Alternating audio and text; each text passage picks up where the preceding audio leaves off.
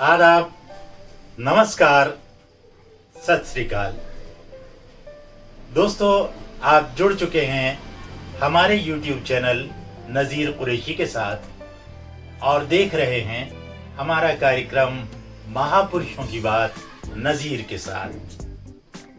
दोस्तों, जो साथी पहले से हमारे साथ जुड़े हैं वो ये बात जानते हैं कि इस कार्यक्रम में हम बात करते हैं उन महापुरुषों की, उन योद्धाओं की जिन्होंने स्वतंत्रता आंदोलन में भाग लिया और उनमें से कईयों ने स्वतंत्रता आंदोलन में या आज़ादी की लड़ाई में अपने प्राणों की आहुति दे दी। हम यहाँ उनके जीवन से जुड़े कुछ रोचक घटनाओं की बात करते हैं और बात करते हैं उनसे संक्षिप्त जीवनी की।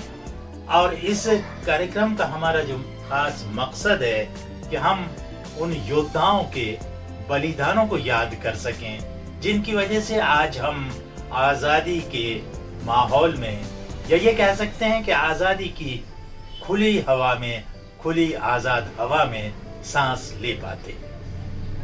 जो लोग हमारे चैनल को सब्सक्राइब कर चुके हैं वो तो ठीक है, लेकिन जिन्होंने अभी तक हमारे चैनल को सब्सक्राइब नहीं किया है उनसे दरख्वास्त है, उनसे गुजारिश है कि हमारे चैनल को सब्सक्राइब करना ना भूलें।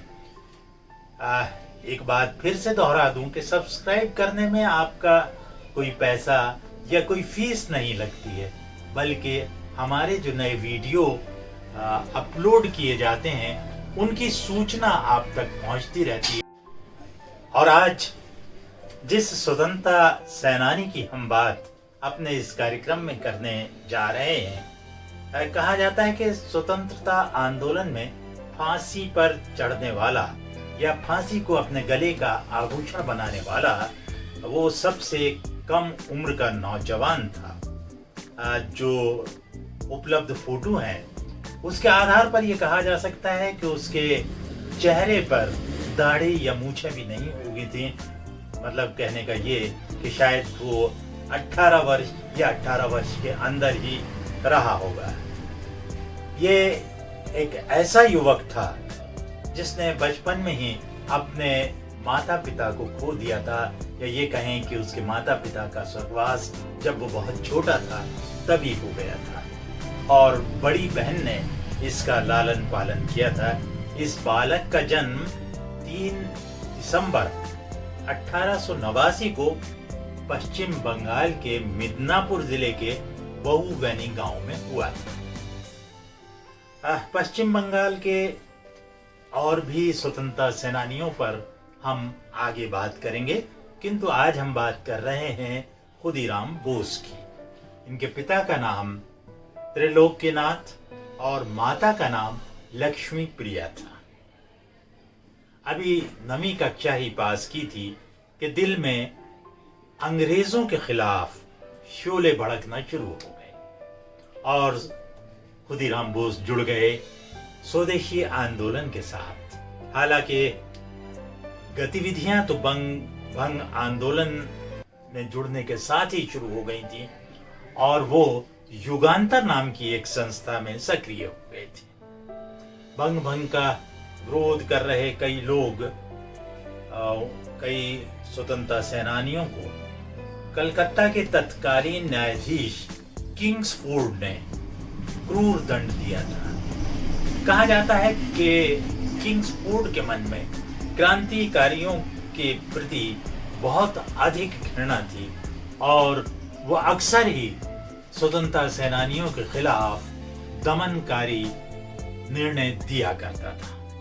इस कारण युगांतर ने किंग्सफोर्ड को रास्ते से हटाने का, अर्थात उसे मारने का निर्णय ले लिया और इसकी जिम्मेदारी मिली खुदीराम बोस और प्रफुल्ल चाकी को। दोनों ने पहले उस स्थान की जहां पे किंग्सफोर्ड रहा करता था रेकी की, उस गाड़ी की रेकी की जिस गाड़ी से वो अपने न्यायालय या अपने कार्यालय जाया करता था और घर वापस आया करता।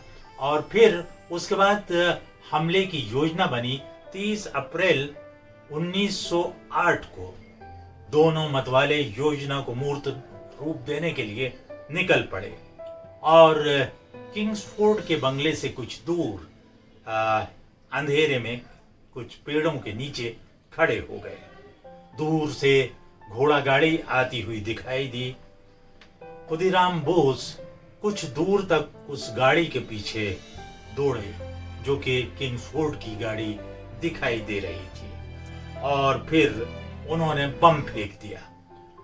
वो गाड़ी जो बम किंग्सफोर्ड की लग रही थी दरअसल किंग्सफोर्ड की नहीं थी। उसमें बैठी 2 महिलाएं इस हमले में मारी गईं। कहा जाता है भारतीय स्वतंत्रता आंदोलन में फेंका जाने वाला हिंदुस्तान में ये पहला बम था और इसकी आवाज इतनी जोरदार थी कि रात के अंधेरे, रात के सन्नाटे में 3 किलोमीटर दूर तक यह आवाज गूंज उठी थी। लेकिन किंग्सफोर्ड नहीं मारा गया। खुदीराम बोस और प्रफुल्ल दोनों वहां से भागते रहे। तकरीबन 24 किलोमीटर दूर तक ये लोग पैदल या ये कहें कि दौड़कर निकले, लेकिन वैनी स्टेशन पर इन्होंने अपने आप को पुलिस से घिरा हुआ पाया। पुलिस से अपने आप को घिरा देख प्रफुल्ल ने अपने आप को गोली मार ली, जबकि खुदीराम बोस को गिरफ्तार कर लिया गया। खुदीराम बोस को गिरफ्तार करके जेल भेज दिया गया। मुकदमा चला। हालांकि ये कहा जाए कि मुकदमा सिर्फ औपचारिकताएं होती थी, सजा तो पहले से ही पता थी। 11 अगस्त 1908 को मुजफ्फरपुर जेल के अंदर खुदीराम बोस को फांसी दे दी गई या खुदीराम बोस ने फांसी को अपने गले का आभूषण बना लिया। 2 महत्वपूर्ण बातें खुदीराम बोस से जुड़ी हुई, इनका जिक्र करना बहुत जरूरी है। एक तो ये कि कई दिन तक बंगाल में स्कूल और कॉलेज बंद रहे। वहां के जुलाहों ने इस तरह की धोतियां बनाना शुरू की जिनकी किनारे के ऊपर लिखा होता था खुदीराम बोस। इस हमले में किंग्सफोर्ड के दिल में ऐसी दहशत फैली कि वो नौकरी से इस्तीफा देकर अपने मुल्क वापस लौट गया। खुदीराम बोस उस समय कितने लोकप्रिय हुए, ये बात आप इससे अंदाजा कर सकते हैं कि उनकी नाम की धोतियां बनाई जाने लगी। दोस्तों, आज हम अपने इस कार्यक्रम के माध्यम से खुदीराम बोस को अपनी श्रद्धांजलि अर्पित करते हैं। अगर आपको ये वीडियो अच्छा लगा हो तो इसे शेयर और लाइक जरूर कीजिए। जय हिंद, इनकलाब जिंदाबाद।